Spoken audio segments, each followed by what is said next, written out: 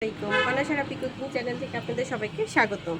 আজকে আমি আপনাদের সাথে শেয়ার করব আমার ছাদে একটা মালবেরি গাছ আছে। দেখেন আমার মালবেরি গাছটা কত বড় হয়েছে। এটা 12 মাস ফল হয়। তো এখন তো মালবেরির সিজন না, তারপরেও আমার মালবেরি গাছে অনেকগুলি ফল এসেছিল। এগুলি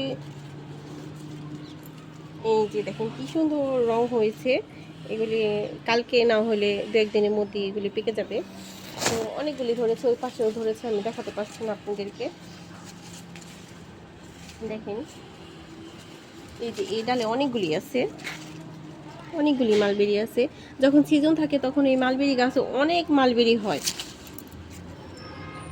এই যে শুধু মালবেরি গাছ নাই, আমার এই ছাদে আরও গাছ আছে।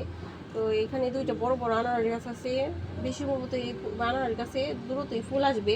তো যখন নাকি আমার এই আনারস গাছে ফুল আসবে তখন আপনাদের অবশ্যই আমি আনারস গাছে আপনাদের সাথে দেখাবো, শেয়ার করব। আর এই যে ছাদে একটা আমার বড় একটা মেহেদি গাছ আছে। তো আমাদের যখন মনে চায় তখনই আমরা এই মেহেদিগুলি ব্যবহার করতে পারি। আর এই যে একটা আছে কাগজি লেবু গাছ। তো এই লেবু গাছে এখনো লেবু ধরে নাই, মনে হয় আসবে, গ্রান অনেক। আর এই যে একটা তুলসী গাছ আছে। অবশ্যই সামনে শীত আসতেছে, আমাদের বাচ্চাদের ঠান্ডা জ্বর হয়। তো এই তুলসী গাছটা আমাদের বাচ্চাদের ঠান্ডা জ্বর যখন হয় আমাদের এটা অনেক উপকারে আসবে, সেজন্য এটা আমি রেখেছি। তো আমার ভিডিও যদি ভালো লেগে থাকে অবশ্যই আমাকে ফলো দিয়ে দিবেন, আমাকে লাইক কমেন্ট শেয়ার দিয়ে দিবেন।